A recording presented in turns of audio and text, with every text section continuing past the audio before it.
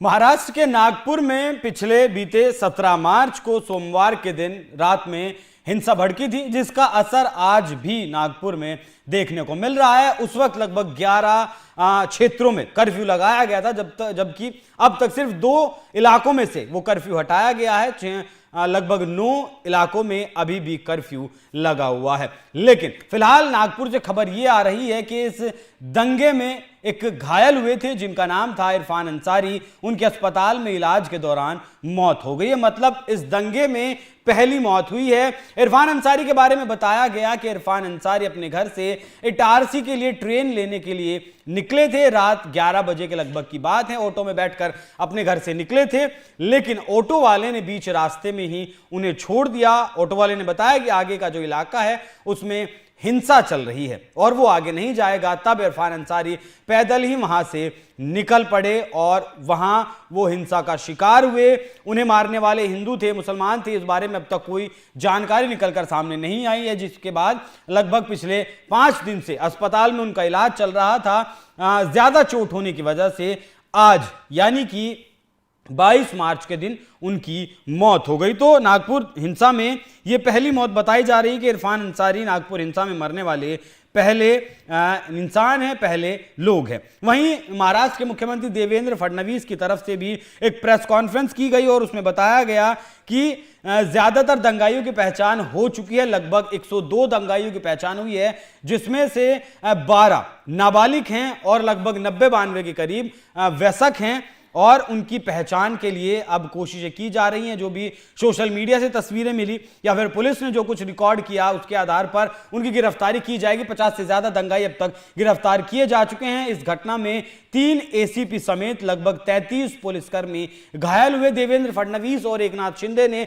उस वक्त भी ये कहा था कि ये जो हमला किया गया ये पुलिस को टारगेट करके किया गया था। एक महिला पुलिसकर्मी के साथ भी बदसलूकी की गई थी, उनकी भी वर्दी फाड़ने की कोशिश की गई थी और अभद्र तरीके से उन्हें भी गलत तरीके से छूने की कोशिश की गई थी। सारा जो विवाद है औरंगजेब की कब्र को लेकर उठा है। दरअसल एक फिल्म आई थी छावा, जिसमें दिखाया गया था कैसे संभाजी महाराज के ऊपर औरंगजेब ने अत्याचार किए थे, उन्हें यातनाएं दी थी। इस्लाम कबूल करवाना चाहता था औरंगजेब, लेकिन संभाजी ने इस्लाम कबूल नहीं किया, जिसके एवज में उन्हें सजा दी गई और बहुत बुरी तरीके से तड़पाकर संभाजी महाराज को मार दिया गया। इस फिल्म के आने के बाद से तमाम बयानबाजी आई। अब्बू आजमी समाजवादी पार्टी के विधायक, उन्होंने महान बता दिया औरंगजेब को। जिसके बाद 17 मार्च की सुबह में औरंगजेब का एक पुतला जलाया गया, जिसके बारे में यह अफवाह फैलाई गई कि उस पुतले के साथ में औरंगजेब का फोटो जलाया गया, एक कपड़ा जलाया गया हरे रंग का, जिस पर कुरान की कोई आयत लिखी थी। इस बारे में भी देवेंद्र फडणवीस ने खुलकर बात की और कहा कि जांच में सामने आया है कि जो पुतला जलाया गया था उस पर कुरान की कोई आयत नहीं लिखी थी। और हां, देवेंद्र फडणवीस ने यह भी कहा है कि जितना भी नुकसान हुआ है, जो दंगाई पहचाने जा रहे हैं, जो गिरफ्तार किए गए हैं, उनसे 1-1 रुपए की भरपाई की जाएगी। जिस तरीके से आपने देखा था कि पिछले दिनों उत्तर प्रदेश में भी ये देखने को मिला था कि जो दंगाई हैं वही उन्हीं से वसूली की जाएगी। जाते जाते सुनिए महाराष्ट्र के मुख्यमंत्री देवेंद्र फडणवीस ने इस पूरे मामले पर क्या कुछ कहा।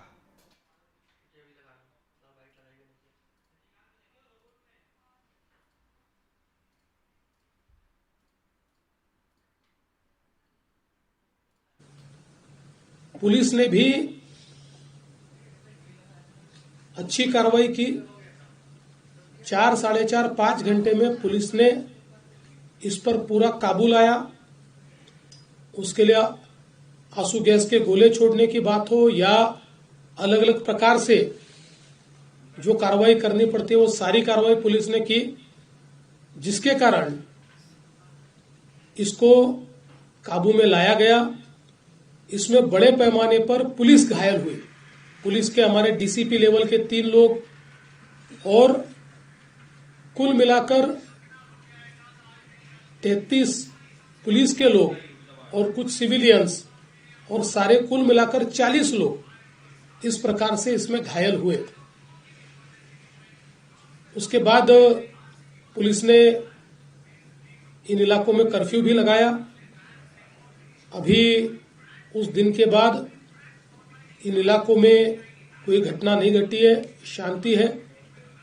लेकिन जो सीसीटीवी फुटेजेस हमारे पास उपलब्ध थे अलग अलग लोगों ने वीडियोस दिए थे, उन वीडियोस को भी एनालाइज किया गया। पत्रकारों ने भी पुलिस के पास कुछ वीडियोस दिए, उसको भी एनालाइज करने के बाद जो दंगई है उनकी पहचान कर ली गई है। 104 लोगों को अभी तक पहचान कर पकड़ा गया है, जिसमें 92 लोगों को अरेस्ट किया है। 12-18 साल के अंदर के विधि संघर्षित बालक है, उनको उस कानून के तहत उन पर कार्रवाई की गई है। और जब तक आखिरी दंगई को पकड़ा नहीं जाता, ये कार्रवाई रुकने वाली नहीं है, ये कार्रवाई चलती रहेगी। लगातार एविडेंस आ रहा है, उस एविडेंस के आधार पर ये कार्रवाई यहां पर चल रही है। ये भी तय हुआ है कि ये जितना नुकसान दंगइयों ने किया है, इसका पूरा हिसाब निकाला जाएगा और ये पूरा नुकसान उनसे वसूल किया जाएगा। और अगर वो नुकसान के पैसे नहीं भरते हैं तो उनकी प्रॉपर्टी को बेचकर ये नुकसान भरपाई की जाएगी।